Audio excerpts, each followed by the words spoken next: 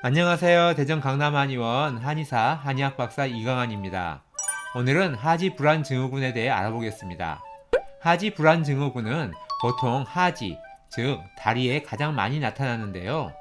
밤에 자려고 누우면 다리에 불편한 느낌이 들어서 계속 움직이고 싶은 마음이 생기고요. 실제로 다리를 움직이거나 주무르면 좀 나아집니다.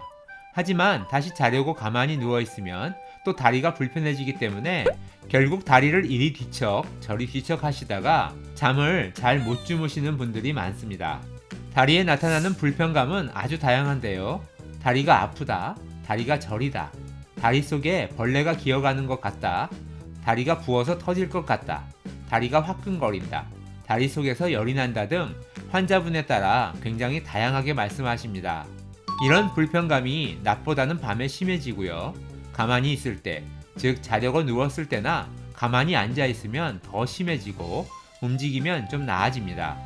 그래서 가만히 있지 못하고 자꾸 다리를 움직이고 싶어지고요. 가만히 있어야 잠이 오는데 자꾸 움직이게 되니 결국에는 잠을 잘 못 자게 됩니다. 또 나도 모르게 한 번씩 다리가 움찔움찔 저절로 움직이기도 합니다. 하지 불안 증후군 환자분들은 처음에는 디스크가 아닌가, 다리로 혈액순환이 안 되어서 그런가, 하지 정맥류 때문에 그런가 하고 그것부터 치료를 받다가 오시는 분들도 계시고요. 철분제나 파킨슨병에 쓰는 도파민 제제, 신경통약을 드시다가 오시는 분들도 계십니다. 자, 그럼 하지 불안 증후군은 한의학에서 어떻게 치료할까요? 우선 체질에 따라서 다른 원인에 의해서 생기는 경우가 많습니다. 첫 번째, 소음인의 경우에는 비장이 약해서 비주사말이 안 되는 경우가 많습니다. 비장의 기운이 좋아야 사말, 즉 팔다리 사지 끝까지 기혈을 잘 보낼 수 있는데요. 비장이 약하면 소화력도 떨어지고 팔다리도 안 좋아지게 되고요. 이런 경우 소음인의 약점인 비장을 보호하는 한약을 씁니다.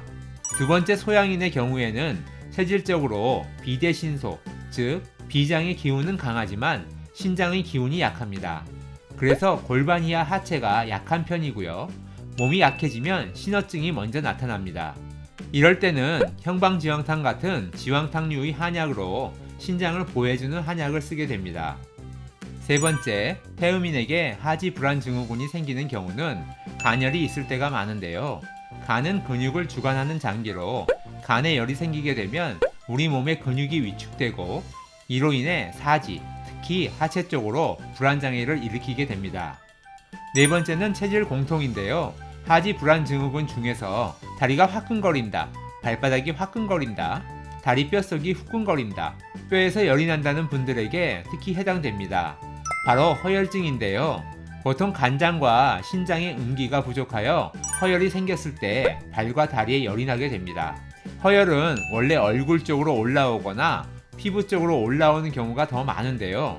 신어증이 깊은 경우 아래로 내려가고 속으로 들어가서 다리나 발뼈 속을 후끈후끈 열이 나게 하는 것입니다. 이럴 때는 당연히 간혈, 신음을 보호해주는 구기자, 숙지황, 산수유 같은 약재가 많이 들어가고요. 신어열을 끄는 목단피, 지골피, 지모황백 같은 약재도 첨가됩니다. 오늘은 하지 불안 증후군의 한방 치료에 대해 알아보았습니다. 하지 불안 증후군을 방치하면 불면증이 점점 더 심해지고 불안증, 우울증 등 정서적인 문제도 일으키니까요. 이런 증상이 있으시다면 꼭 치료 받으시길 부탁드립니다. 그럼 오늘도 건강하고 행복한 하루 되세요. 감사합니다.